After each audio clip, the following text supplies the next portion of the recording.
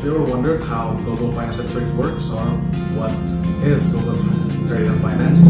Well, in this video we are going to explain this concept to you about the trade and finance as easily to understand, so you guys can actually learn about something.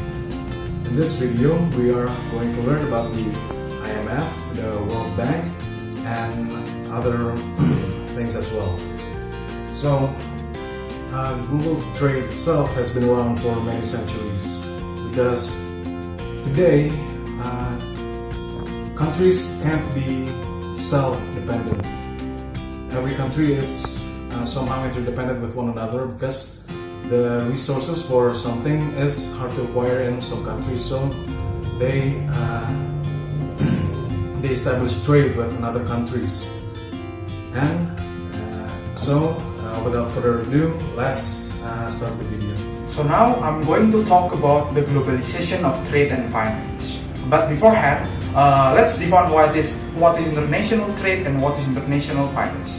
International trade is basically the activity when one country produces a goods or service and then decide to sell it to another country.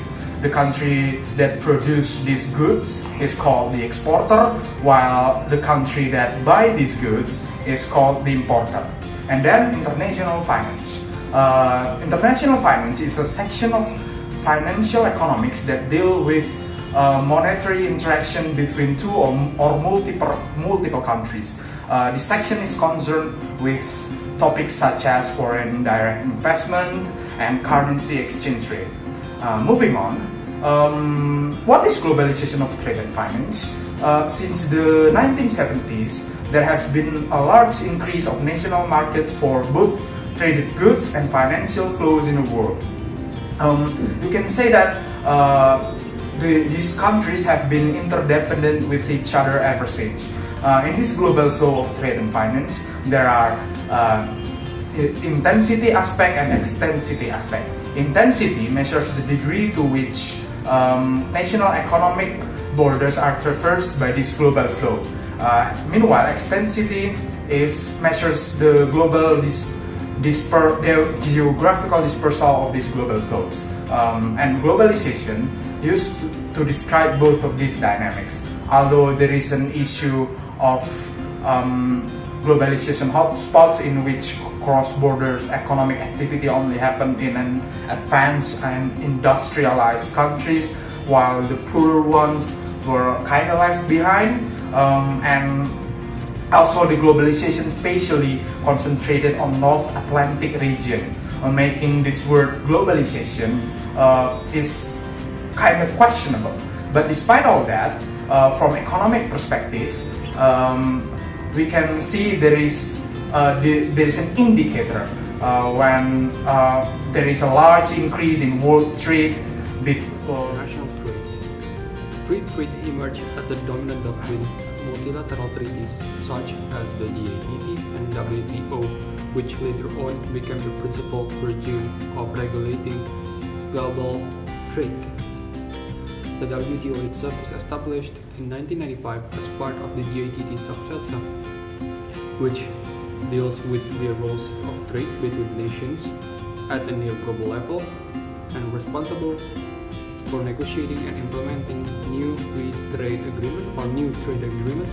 And the WTO itself is in charge of policy member countries' adherence to all the WTO agreements, which is signed by the majority world trading nations and ratified in the parliament. Additionally, the WTO itself has the duty to review the national policy trade and to ensure the coherence and transparency of trade policies through the surveillance in global economic policy making. As the WTO decisions itself is made through the process of informal negotiations between small group of countries, which known as the Green Room negotiations. This act, however, received a negative criticisms from the developing countries' members, since they felt that they are not part of the negotiations itself. The two principal bodies in this respect are the International Monetary Fund and the World Bank, both of which that back to the original Bretton Woods Agreement of the 1940s. The formal task of the IMF is to provide short-term monetary aid to countries struggling with financial instability, while World Bank is to provide long-term monetary assistance to countries seeking enhanced development prospects. Both institutions prefer to present themselves to providing purely technical help to countries in economic distress, yet their willingness to embrace the use of conditionalities in the return for the loans immediately politicize their activities. The IMF and the World Bank conditionalities cause national politics have often had to ignore their electoral mandates and to sacrifice their domestic political legitimacy in order to satisfy the institution demands. Critics of this institution are not necessarily protesting against the finance per se, but usually focus on the ideological effects that follow from the set condition. First condition. Groups like the Occupy movement have criticized the concentration of wealth in the hands of the already well-held, a consequence of self-regulating financial markets. Second condition. The IMF and the World Bank are visible formal symbols of a global finance and so draw this group's attention. Regulatory coherence arises only when there are overreaching economic regime features, which necessitate the imposition of regulatory constraints on one sphere in order to facilitate regulatory effectiveness in the other. Such shifts have occurred to reflect the structure of political interests embedded in global trade and global finance. Whenever an explanation is required for why a particular trade or finance policy took the form it did, one can do much worse than to try to match that form to the underlying balance of power in the world economy.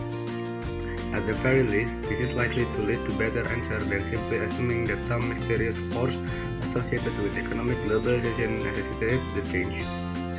Governments today often try to sell unpopular policies to their population by denying that they had a choice if they wanted to remain on board with the logic of globalization. In truth, too, this usually means that they were not prepared or simply felt themselves unable to challenge the existing balance of power.